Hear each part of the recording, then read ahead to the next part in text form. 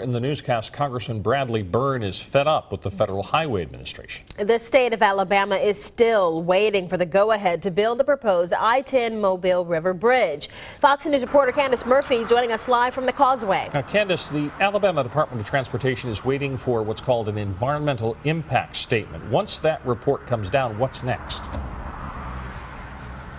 Well, the next step after we receive that statement will be to hold public hearings on both sides of the bay. But a question that still lingers is who is going to pay for this project and how much of that money is going to come out of your pocket.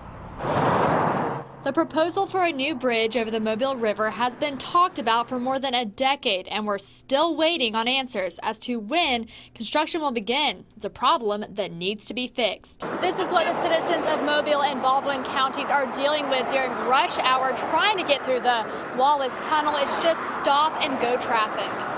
The need for the bridge is apparent, but how much will it cost? State transportation officials estimate the bridge will cost $850 million, with 80% of that money coming from the federal government. It's fascinating that this is happening at the same time that we're having this grand debate in the Congress about how to fund the U.S. highway system. And there are a number of congressmen that are beginning to take the position that the United States government should get out of funding U.S. highways, interstate systems altogether.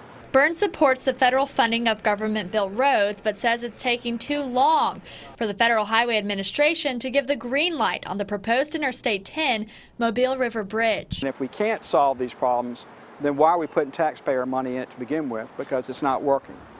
If the feds fork over the proposed $680 million for the bridge, the rest of that money, $170 million, will have to come from the state and possibly other sources, like out of your pocket.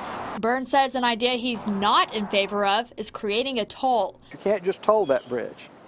You've got to toll the present George Wallace Tunnel, and we'd have to also toll the Bankhead Tunnel, and we'd also have to toll the Cochran Bridge. Because if you leave any of those untold, all the traffic goes there, and we just created a bottleneck there. Of course, this is all talk until the environmental impact statement is submitted by the Federal Highway Administration, a statement we've been waiting for nearly 10 years. Once that happens, there will be public hearings about the proposed route on both sides of the bay. We do our job right and keep pushing this. I certainly think we can get it done within 10 years, and I'd hope we can get it done by the end of this decade.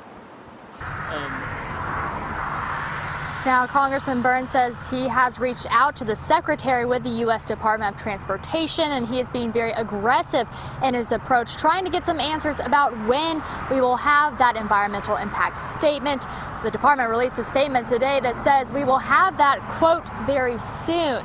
Now, until then, we're supposed to hear some information from the Department of Transportation tomorrow, so we will let you know what we receive from then. For now, reporting live on the Causeway, Candace Murphy, Fox 10 News.